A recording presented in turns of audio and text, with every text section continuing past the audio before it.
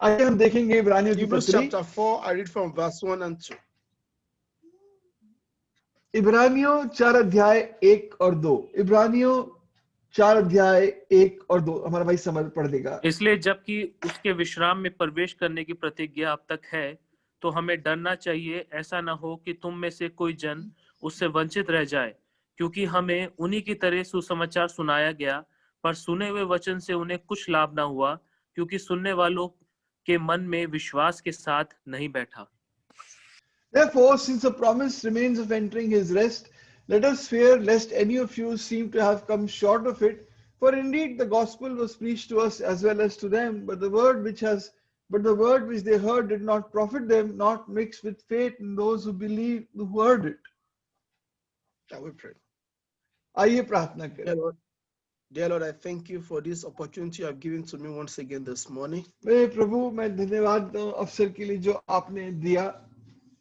It is not by my righteousness that you have made me to stand here, but it is by your grace. हे प्रभु, मेरी धार्मिकता से नहीं, लेकिन तेरे अनुग्रह से तूने मुझे यहाँ पर खड़ा किया है।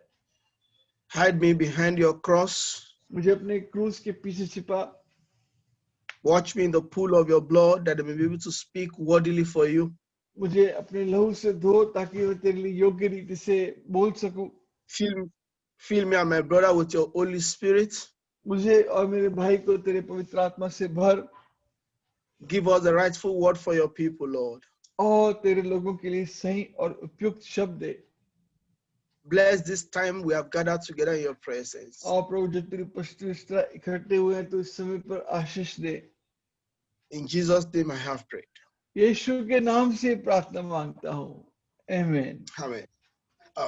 I'm so thankful to God for this privilege I have once again to stand before his people.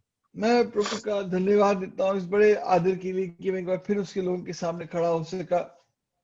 And one thing I would like to re-emphasize here this morning is that coming together like this is not just a mere waste of time or a tradition. और यहाँ पर आना, इकट्ठे होना कोई रीति रिवाज नहीं या समय की बर्बादी नहीं। If it has pleases the Lord to gather us together like this all the time, it is because there is a reason and something he wanted to bring out why he has brought us together. अगर प्रभु अपनी योजना में हमें इस तरह सुबह शाम लगातार इकट्ठा कर रहा है तो इसके पीछे कोई बहुत बड़ा कारण है और इसलिए प्रभु इकट्ठा कर रहा है। And the greatest desire in the heart of God while bringing his people together is that he may give them rest. और सबसे बड़ा जो प्रभु क्यों अपने लोगों को संगति में ला रहा है ताकि उन्हें विश्राम दे। And what do we mean by rest? और विश्राम का मतलब क्या? If you look at the book of Genesis chapter 2 from verse 1 and 2, अगर आप देखें उत्पत्ति 2 अध्याय 1 और 2 आयत, that is where the issue of rest was initiated by God. जहाँ पर प्रभु ने विश्राम की पहली बार बात की। Genesis 2, 1 and 2. अगर आप पढ़ें उत्पत्ति 2 अध्याय 1 और 2 आयत, यूं आकाश और पृथ्वी और उनकी सारी सेना का बनना समाप्त हो गया, और परमेश्वर ने अपना काम जिसे वह करता था 7वें दिन समाप्त किया, और उसने अपने किए हुए सारे काम के 7वें दिन विश्राम किया। Then the heavens and the earth and all the host of them were finished, and on the seventh day God ended his work which he had done, and he rested on the seventh day from all his work which he had done. He rested from all the work he has done. वो उसने सब कामों से विश्राम किया जो उसने किए थे। And when I'm talking about the rest, I'm not talking about being called the Sabbath. No, but we're talking about the rest that the Lord wants for our soul. और ना केवल हम देख रहे हैं जो विश्राम प्रभु मुझे और आपको देना चाहता है। And his desire is that we may all rest from our own efforts. और उसकी अभिलाषा है कि मैं और आप अपनी खुद की कोशिश से छोड़कर विश्राम करें। And after the Lord himself has rested on the seventh day, he never discussed about the issue of rest until he spoke with the children of Israel. जब तक उसने उस 7वें दिन विश्राम, can you repeat the sentence, brother? Despite the fact that the Lord initiated rest on the seventh day, he never spoke about it until he spoke to the children of Israel. जब तक कि प्रभु ने खुद 7वें दिन विश्राम किया, उसने कभी भी इजराइलियों से इसके बारे में बात नहीं की He did not speak to the children of Israel. He did not speak about rest उसने until he speaks to the children of Israel.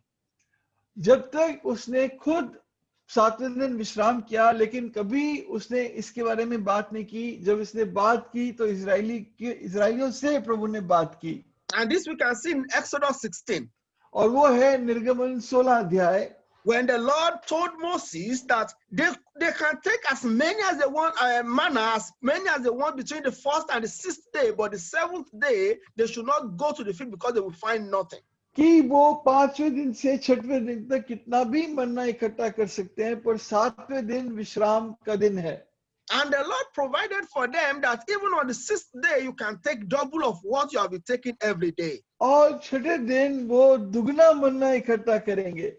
And however, people did not listen. They did not obey the word of God through Moses.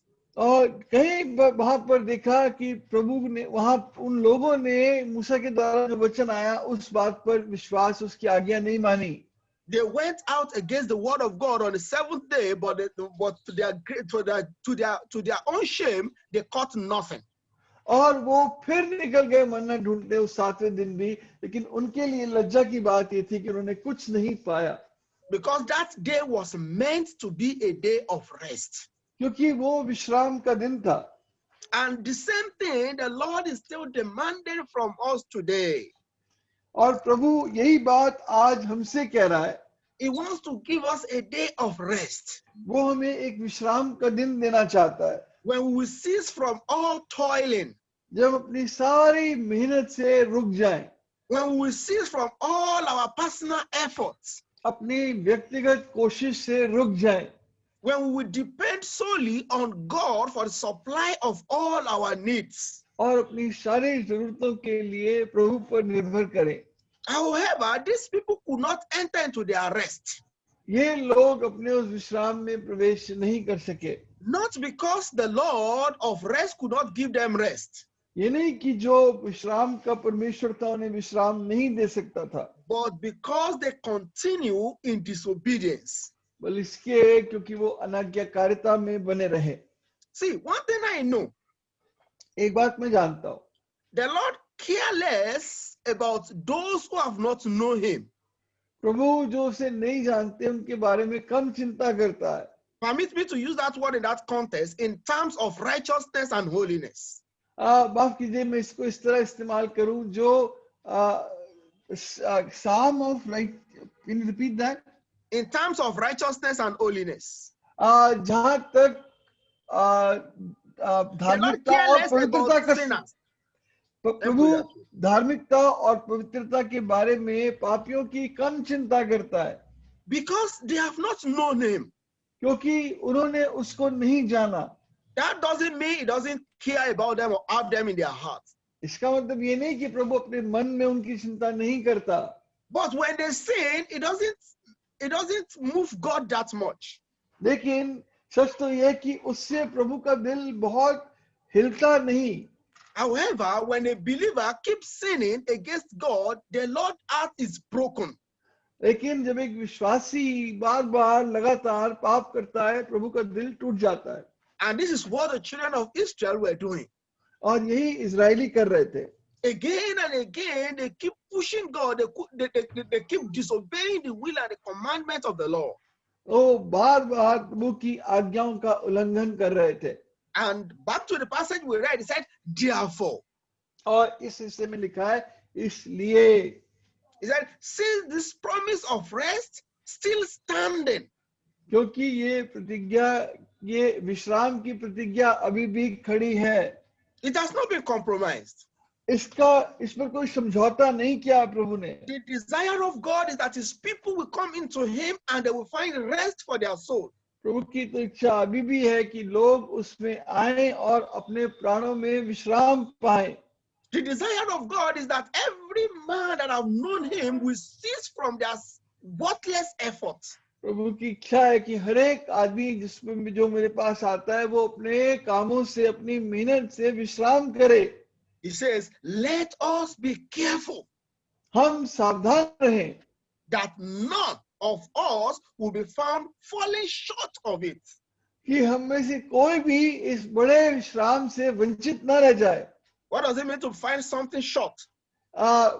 वंचित रहना, rather यहाँ लिखा है कि कोई भी उससे कम ना पाया जाए। तो कम ना पाया जाने का मतलब क्या? It means that we may not go, the standard may not be lowered. यानी हमारा स्तर नीचे ना हो जाए। You know, if you are building, if you are constructing a building, अगर आप एक इमारत बना रहे हो, and you know the normal size of the of blocks, if you have compromised the size of the blocks, लेकिन अगर आपने उसका जहां पर आप इमारत बना रहे हो उस प्लॉट के साइज के साथ आपने कुछ छेड़छाड़ कर दी, उसको कहीं कम कर दिया, the building will be deformed. तो वो जो इमारत उसमें बनेगी वो गड़बड़ा जाएगी। So the standard is sure, is nothing can change it. तो जो स्तर प्रभु ने रखा है वो निश्चित है, उसको कोई बदल नहीं सकता। It is us who have to be careful हमको सावधान रहना है that the standard that the Lord has set, we are not bringing it down. कि जो स्तर प्रभु ने रखा है हम उसको नीचे न ले आए। And maybe I should take you 1 foot backward. मैं अगर आपको एक कदम पीछे ले जाऊं, Hebrews 3, इब्रानियों 3 अध्याय and you read from verse 12. और 12वीं आयत पढ़े। इब्रानियों 3:12। 7. इब्रानियों 3:7। 7, yes sir. इब्रानियों 3:7। अतः जैसा पवित्र आत्मा कहता है, यदि आज तुम उसका शब्द सुनो। So as the Holy Spirit says, today, if you hear His voice. Therefore, as the Holy Spirit says today, if you hear His voice, अगर तुम आज उसका शब्द सुनो। See, this is the basis of that therefore. ये उस जो शब्द आया इसलिए उसका आधार है। I hope if we have time later today, I would desire that we read this chapter 3, then we understand what is saying better in chapter 4. अगर हम समय मिलेगा तो can you repeat the sentence, brother? If we have time today, I would desire if we can read Hebrews chapter 3, so we can understand what that therefore in chapter 4 is saying better. हम अगर समय मिलेगा तो इब्रानियों 3 अध्याय को पढ़ेंगे ताकि हम समझ सकें जो इसलिए शब्द इब्रानियों 4 पहली आयत में आया उसका क्या मतलब है। He said, if today अगर आज you hear His voice, तुम उसकी आवाज को सुनो, do not harden your heart in rebellious. अपने मन को बलवा के वजह से कठोर न कर लो। And it is this rebellious attitude of Israelites that made God hope for another day of rest. और इसीलिए क्योंकि brother, shortest sentences. It is the rebellious heart of the children of Israel. इस्राएलियों का बलवा करने वाला मन है। That is why the Lord has proposed another day of rest. इसीलिए प्रभु ने एक और विश्राम का दिन रखा है। Because they could not obey Him.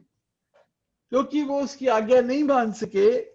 I'm just trying to be mindful of time. If you read that from that verse 7 up to verse 19, you will see how again and again they disobey the commandment that the Lord has given to them through Moses. 7 से 19, which 7 to 19 chapter?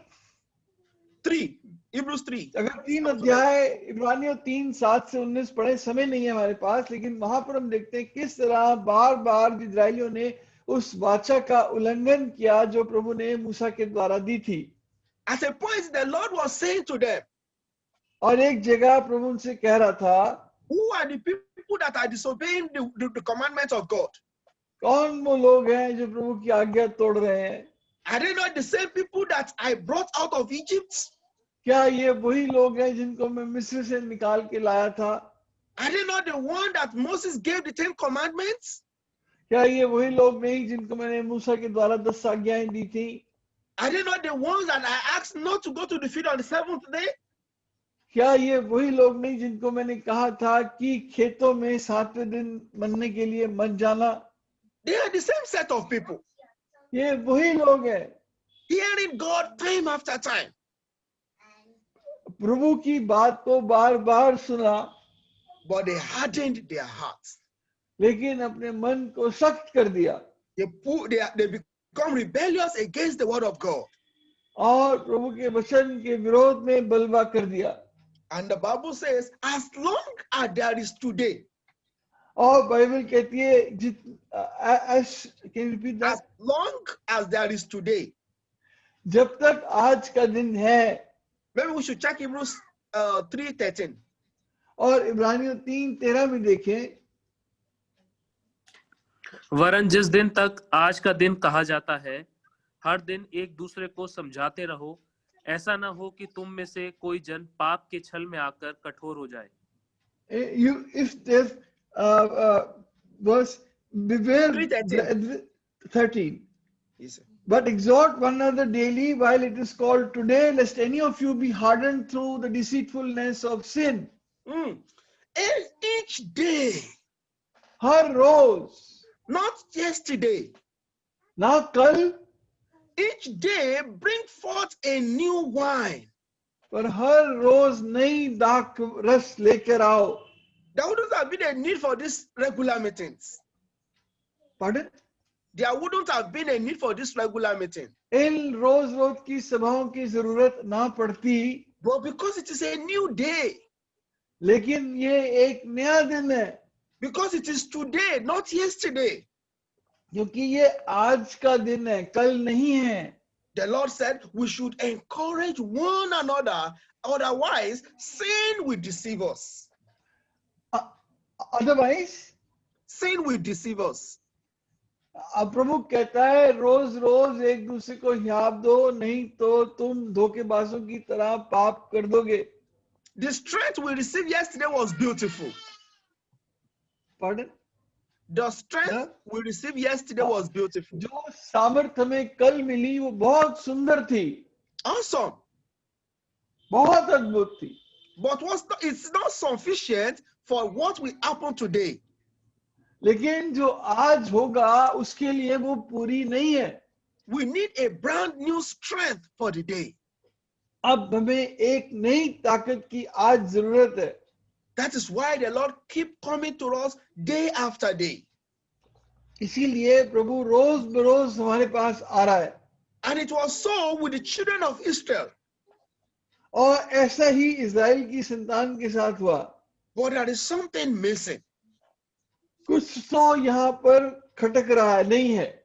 Verse 2 of Hebrews 4 says, इब्रानियों 12:2 में लिखा है, इब्रानियों 12:2. हाँ जी भाई 12:2. और विश्वास ही करता हूं. Hebrews 12:2 4:2 माफ कीजिए, इब्रानियों 4:2. क्योंकि हम उन्हीं की तरह सुसमाचार सुनाया गया है, पर सुने हुए वचन से उन्हें कुछ लाभ ना हुआ, क्योंकि सुनने वालों के मन में विश्वास के साथ नहीं बैठा. For indeed the gospel was preached to us as well as to them, but the word that which they heard did not profit them, for not being mixed with faith in those who heard it. The same way we are hearing this word, they heard it. जिस तरह हम वचन सुन रहे हैं, उन्होंने भी सुना. But it becomes of no value to some of them because of their disobedience. लेकिन उनकी अनाज्ञाकारिता की वजह से इस वचन का कोई फायदा नहीं हुआ. They hear it and their heart was rejoicing for a moment. वो सुना, थोड़े समय के लिए उनका दिल आनंदित हुआ. But because they lack faith, लेकिन क्यों विश्वास नहीं था, in a moment it's gone away. एक क्षण में ही वचन चला गया. And the word become invalid in their life. और वो वचन उनके मन में बिना किसी काम का हो गया. And the word could not impact their life. और वो वचन से उनके जीवन पे कोई प्रभाव नहीं पड़ा.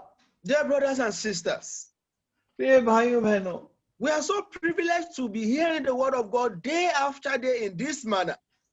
हम ऐसी परिस्थिति में बहुत बड़ा आदर है कि दिन प्रतिदिन इन सभाओं में इकट्ठे हो रहे हैं. It is scarce for some people. Pardon? It is scarce for some people. The word of God is scarce for some people. Scarce. Scarce, yes. प्रभु का वचन कुछ लोगों के लिए बहुत थोड़ा मिलता है उनको. Some people desire to hear the word of God once in a day, they could not. कई लोग तो चाहते थे एक बार हम दिन में प्रभु का वचन सुन सकें, पर वो भी नहीं उनको मिल पा रहा. But this one that the Lord has made available for you day and night, what have you done with them? लेकिन इस वचन को जिसको प्रभु ने दिन रात आपके लिए प्रयोजन किया है, आपने इसके साथ क्या किया? Are you still acting in your rebellious acts? आज भी क्या आप अपने बलवा करने वाले कामों को कर रहे हो? If these words must prosper you, Pardon?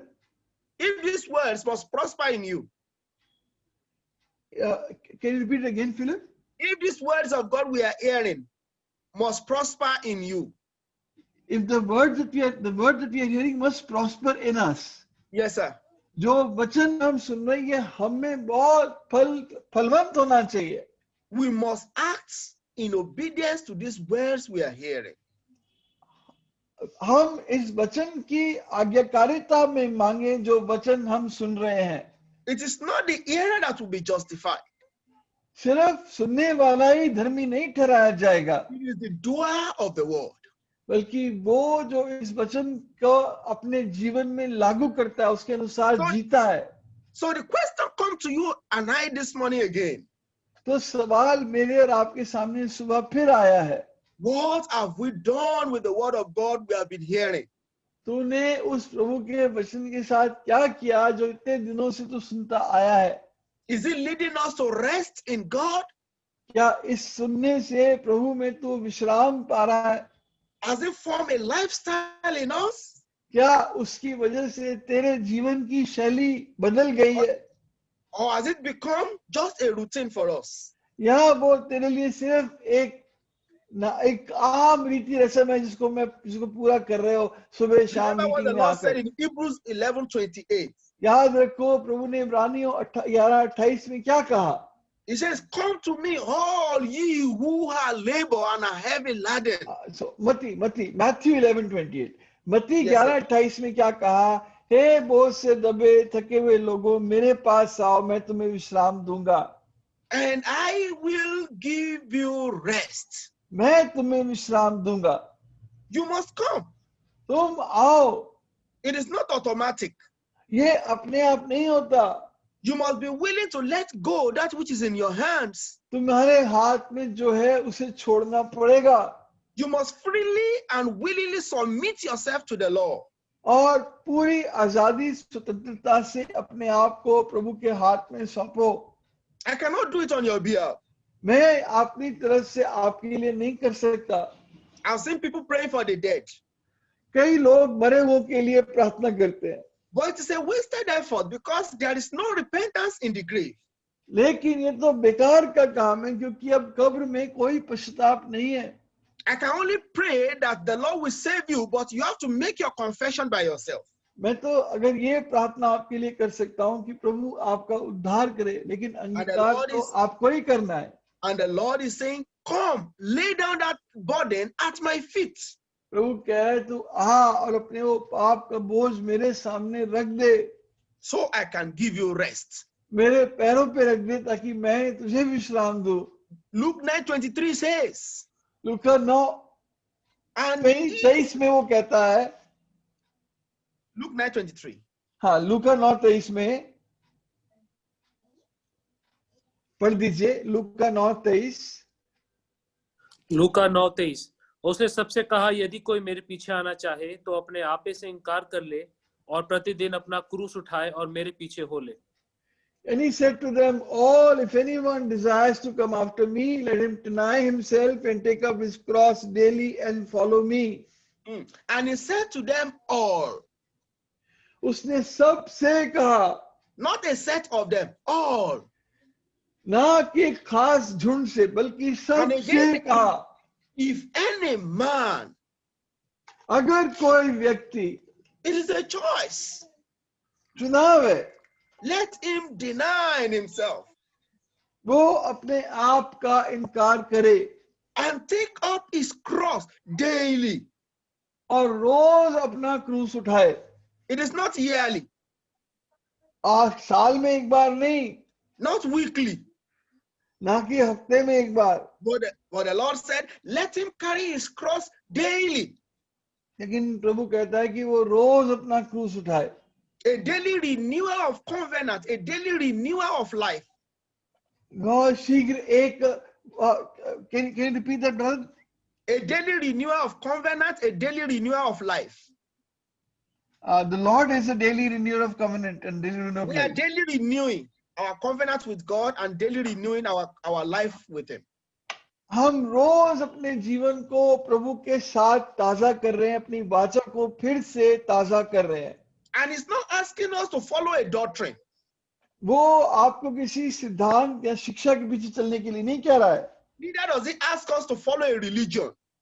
ना ही वो आपको किसी धर्म के पीछे चलने को कह रहा है. He said, when you carry your cross, you follow me. वो कहता है जब तुम अपना क्रूस उठाकर चलते हो तो मेरे पीछे चलते हो. And this is what the Lord is requiring from us today. और यही चीज प्रभु आज हमसे चाह रहा है. It does not prosper some people because it does not mix with faith. वो The word of God did not prosper some people because the word did not mix with faith in them. कई लोगों को प्रभु ने उनको बढ़ोतरी नहीं दी क्योंकि उनके जीवन में वचन विश्वास के साथ उनके जीवन में नहीं उतरा. I'm talking about Hebrews 4:2 now. मैं इब्रानियों 4:2 के बारे में कह रहा हूँ. If this word must prosper you today, अगर ये वचन आपके जीवन में फलवंत होना है, you must allow it to mix with faith. तो जरूरी है कि वो वचन आपके जीवन से विश्वास के साथ आके मिले. The Lord desires to give us rest. प्रभु हमें विश्राम देना चाहता है. And nothing can hinder it except us. और कोई भी उसको नहीं रोक सकता सिवाय हमारे. Will you allow Him to give that rest to your soul? क्या तुम प्रभु को होने दोगे, प्रभु को कि प्रभु तुम्हारे प्राण में तुम्हें विश्राम दे? If you so desire, अगर ऐसी तुम्हारी इच्छा है, act in faith now. तो विश्वास से आज ही कदम उठाओ. You may not have another today. ये दिन शायद दोबारा जीवन में ना आए. Take the advantage of today that you are having. आज का मौका का फायदा उठाओ. You may not have another moment. शायद एक और घड़ी आपके पास ना आए. Take good advantage of this moment you are having in your hands now. तो इस घड़ी का पूरा फायदा उठाओ जो प्रभु ने अभी आपको दी है. Because the Lord wants us to find rest for our soul. क्योंकि प्रभु चाहता है कि हम अपने प्राण में विश्राम पाएं. May the Lord help us. प्रभु हमारी सहायता करे. That we may follow His word in obedience. ताकि हम उसके वचन में आज्ञाकारिता से चल सकें. May the Lord bless this words in our heart. प्रभु इन शब्दों को हमारे मन के लिए आशीषित बनाए. ताजी रोटी रखी है. The Lord has once again kept fresh bread in front of us. जैसे उसकी वेदी पर रखी जाती थी हमेशा. As it used to be kept on His altar every day. इस बेचैन संसार में in this very restless world हमें चैन दे सके ताकि that He would give us peace. भाई ने हमें दो अध्याय उत्पत्ति में ले गया पहले. The brother took us to Genesis chapter 2. और उसमें लिखा है कि प्रभु ने काम करके 6 दिन काम करके और 7वें दिन आराम किया. The Lord worked for 6 days and rested on the 7th day. पहले काम किया फिर आराम किया. First He worked and then He rested. जो बिना किए आराम किया जाता है उसे हराम बोलते हैं. That which is done, that rest that is done without work is called haram in Hindi. It basically means worthless. मतलब जो बिना काम किए आराम किया जाता है उसे हराम बोलते हैं. The rest without work is worthless. जो काम परमेश्वर ने आपके लिए ठहराया है, that which work the Lord has kept for you, आज ठहराया है, and for you today, अगर आप पूरा नहीं करते तो आप इस दिन को हराम कर देते हो. if you don't do it, then you really make this day pointless and meaningless. कल परमेश्वर के लोगों के लिए विश्राम का दिन है. Say tomorrow is the day of rest for the people of God, क्योंकि उन्होंने 6 दिन काम किया है. because they have worked for 6 days. ये आप पर है कि आपने 6 दिन काम किया या आराम किया. Now it is up to you whether you have worked for 6 days or you have not. मैं आपको नहीं जानता, I don't आपके know बारे में नहीं you. जानता। I don't know about you. हमारे यहाँ भाषा में कहा जाता है, हमारी भाषा में, It is said in our language, यहाँ सारा किया कराया तूने हराम कर दिया। oh yaar, you, whatever you did, you made it completely worthless. प्रभु ने इतना किया, सारा किया कराया और हम हराम कर देते। The Lord has done so much and we make it completely worthless. और ये इतने महीनों से लोग कैसे रात रात बैठकर आपकी सेवा के लिए वचन तैयार करते हैं, सारा किया कराया हराम कर दिया। For all these months, how the men of God, they labor into the night and work so hard and prepare, कैसे and मीटिंग you का have अरेंज made it करना है। completely worthless. क्या ऐसा नहीं है कि सब आराम से हो रहा है? It is not that things are happening easily, सारा किया धरा हराम कर दिया। but they make all things worthless. हाँ, तो प्रभु हमसे एक बात कहता है, And so the Lord says one thing to us. देखिए, लापरवाही पाप है। Carelessness is sin. वो एक से कहा, तू जानता था यार, फिर तूने ये किया। One man was asked, you knew and yet you did it. प्रभु एक दास से कहता है कि तू जानता था, फिर तूने ये तोड़ा, ये मौका तूने जमीन मट्टी में मिला दिया। The Lord said to one servant that you knew and yet you put this talent into the ground. अरे बेवकूफ, ये तो तेरे लिए आशीष का मौका था। Foolish one, this was a moment of blessing for you. हाँ, तूने इसे कहाँ मिला दिया? Where did you put it? हाँ, जब तूने मट्टी में मिलेगा, तूने अपनी आशीषों को भी मट्टी में मिला दिया अपने साथ। You have put all your blessing also into the ground. अच्छा, एक स्वर्ग से आई हुई बात सुनिएगा। Now hear one sentence that has come from heaven. भाई आप वीडियो नहीं आ रहा भाई आपका। भाई क्या करूं, मेरा अचानक बंद हो जाता है। अच्छा, चलिए आप कंटिन्यू कीजिए भाई, continue. I'll switch on my video. तो तूने सारा किया क्या मट्टी में मिला दिया। You have put all things into the ground. प्रभु ने कहा, ये अब मेरे मुंह से मत सुनिएगा, स्वर्ग से आई हुई एक आवाज आप सुन लो।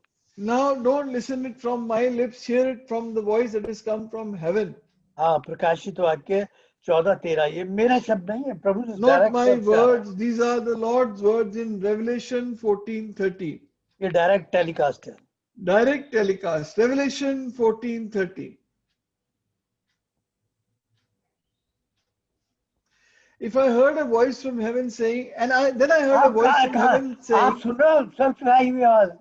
then are you hearing this voice? Hindi में पढ़ दे भाई, कोई हिंदी में पढ़ दे। समर भाई पढ़ दे भाई 13। फिर मैंने स्वर्ग से ये शब्द सुना, लिख, जो मृतक प्रभु में मरते हैं वे अब से धन्य हैं। आत्मा कहता है हाँ, क्योंकि वे अपने सारे परिश्रम से विश्राम पाएंगे और उनके कार्य उनके साथ हो लेते हैं। Then I heard a voice from heaven saying to me, blessed are the dead who die in the Lord from now on. Say, yes, says the Spirit, that they may rest from their labors and their works follow them. हाँ, ये direct स्वर्ग से telecast है। This is a direct telecast from heaven. क्या कहते हैं हिंदी में, क्या कहते हैं टेलीकास्ट, डायरेक्ट टेलीकास्ट को? सीधा प्रसारण। सीधा प्रसारण है। तो वो कह रहा है कि वो विश्राम पाएंगे। They will find rest. हाँ, वो विश्राम पाएंगे। They will find rest. क्योंकि उनके काम उनके साथ होंगे, उस काम के कारण उन्हें विश्राम है।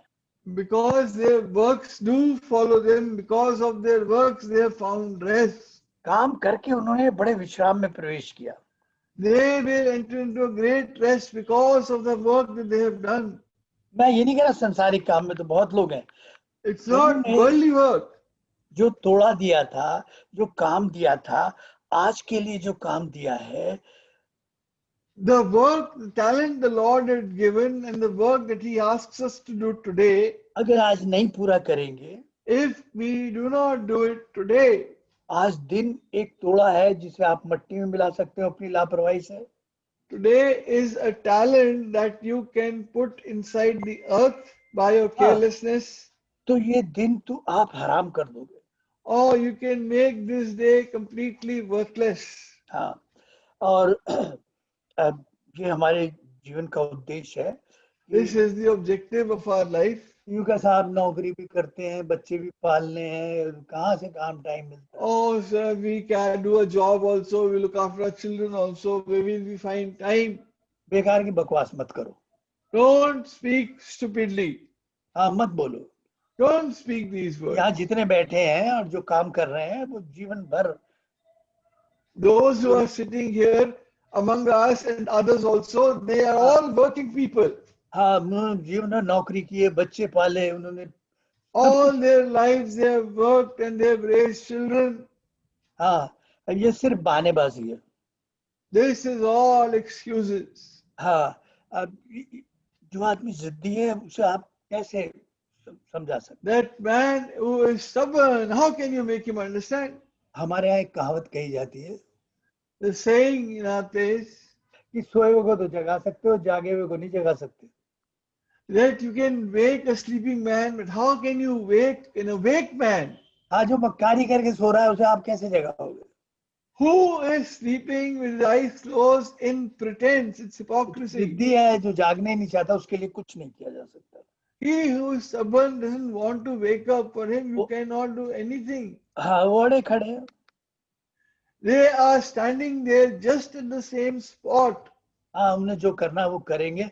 तो ये ध्यान रखिए, प्रभु से जो करना फिर वो करेगा आपके साथ। They will do whatever they want to do. Then please remember, the Lord will do whatever He has to do. उसने कहा यार आज दिल मत सख्त कर, प्रभु समझा रहा है। And He says, do not harden your heart as the Lord speaks to you. हाँ, भाई ने पढ़ा हमारा ये पद। Our brother read this verse for us. आज बहुत पीड़ा है, परेशानी है, प्रभु आपसे कह रहा है हिम्मत मत छोड़ना। Today, when there is a lot of pain and trouble, the Lord is saying to you, don't lose courage. प्रभु ने आपके लिए अपना एक समय रखा है जिसमें आपके लिए बहुत कुछ रखा है। The Lord has kept a time for you, and in that time He's kept many things for you, जो आपकी सोच की सीमा से बहुत बाहर है। which is beyond your capacity of thinking. बस आप लगे रहो तो आपको मिलने वाला है। Just keep on doing the Lord's work. It is going to happen to you. हाँ, देखिए, अब प्रभु से ये प्रार्थना करो, Now we ought to pray to the Lord. जो मुझे आपके लिए आज करना है प्रभु मैं करूं, मुझे शक्ति दो। Oh, Lord, whatever I have to do for you today, give me the strength to do it. देखिए, प्रभु का वचन अगर हम गिर गए तो उभारता है, The word of God, if you follow and lifts us up, हमें थामता है। it makes us ready. अगर हम उभरे हुए तो हमें उठाता है, उभारता है। और If we are already active, then He makes us even more active and stronger. आप अपने हालात की तरफ मत देखिए, Don't look at your circumstances. जो तूफान और परेशानी है उनकी तरफ मत देखिए। Don't look at the storms and the problems. मसीह की तरफ देखिए, आप तूफान पर भी निकल जाएंगे। Look unto Jesus and you will be able to cross all storms. हाँ, सारे तूफानों से निकल जाएंगे। All storms. गरीबी से निकल जाएंगे, परेशानी से निकल जाएंगे, बीमारी से From निकल poverty, from difficulty, from sickness, you get through all of them. चिंताओं से निकल जाएंगे। You will get out of tensions in your mind, worries. प्रभु ने अपने समय में आपके लिए बहुत कुछ रखा है। The Lord has kept many things for you in His time. जो आपके सोचने और समझने से बाहर है। That which is beyond your asking or thinking. वरना आपके हालात, आपकी परेशानी आपको डुबो देंगी। Otherwise, your circumstances, situations, they will completely drown you. हाँ, इसलिए प्रभु वचन लाता है कि आप थमे रहे। That is why the Lord brings His word so that you may remain in one place. तूफान में कहता हूँ मैं हूँ, मत डर। The great storm, He says, fear not, I am. हाँ, क्या कर रहा है, किस तरफ देख रहा है? What are you doing? Whom are you looking at? ये तेरी परेशानी मेरी परेशानी है। These are my problems. और प्रभु फिर एक बार आपकी तरफ अगर आप डूब रहे हैं तो अपना हाथ बढ़ाया। The Lord has once again stretched his hands towards us who are sinking. अगर पतरस हाथ ना पकड़ता तो If Peter had not held on to that stretched hand, प्रभु का धन्यवाद हो, oh, the Lord be thanked. वो चिल्लाए नहीं बल्कि उसके हाथ को थाम लिया। He not only cried out, he held on to the Lord's hand. ये उसका अनुभव जीवन में बहुत बहुत ही बड़े बड़े तूफानों से उसे निकाल कर ले गया। And this one experience took him through great storms in his life. वो एक तूफान से नहीं बचा, He was not saved from one storm, इस तूफान की याद ने उसे कितने तूफानों से बाहर खड़ा कर दिया। but this one storm, the memory of this storm, brought him out of many storms in his life. प्रभु ने आज आपके सामने एक फिर से एक ताजा विचार रखा है, The Lord has once again kept a fresh thought in front of you, कुछ बात की है। has spoken to you. अब प्रभु से बात करें। Now you speak to the Lord. Now you speak to Christ. आइए हम प्रार्थना में जाएंगे।